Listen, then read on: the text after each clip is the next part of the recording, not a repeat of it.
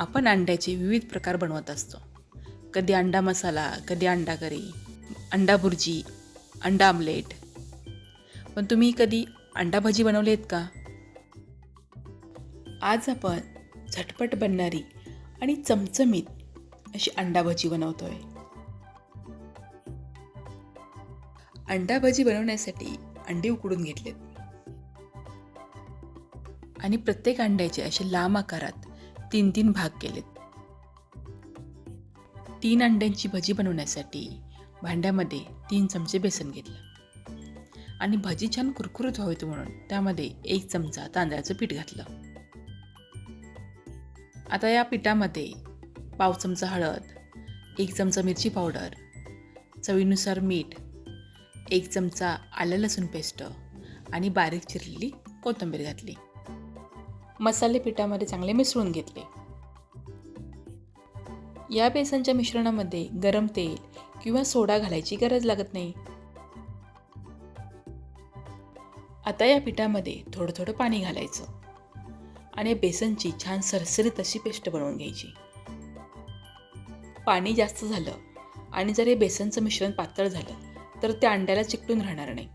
त्यामुळे अंदाज घेत घेत पाणी घालायचंय. अंड्याची भजी बनवण्यासाठी आता बेसनचं मिश्रण तयार झालं आहे. आता या बेसनच्या मिश्रणामध्ये अंड्याचे जे आपण काप बनवून घेतलेत ना, त्यातला एक एक काप ठेवायचा आणि त्याला सगळ्या बाजूने छान बेसन लावून घ्यायचं.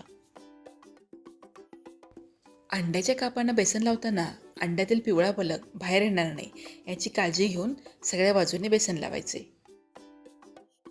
अंड्याच्या कापांना बेसन लावून झालं की ते फ्राय करून घ्यायचे.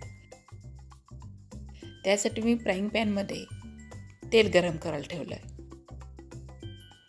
तेल चांगलं कडकडीत गरम झालं की त्यामध्ये हे अंड्याचे काप चमच्याने अगदी हळुवारपणे सोडायचे. ही अंड्याची भजी आपण तळूनही घेऊ शकतो, पण तळण्यासाठी तेल जास्त लागतं आणि मग एकदा त्या तेलामध्ये अंडी तळलीत तर मग त्या तेलाचं काय करायचं हा प्रश्न पडतो.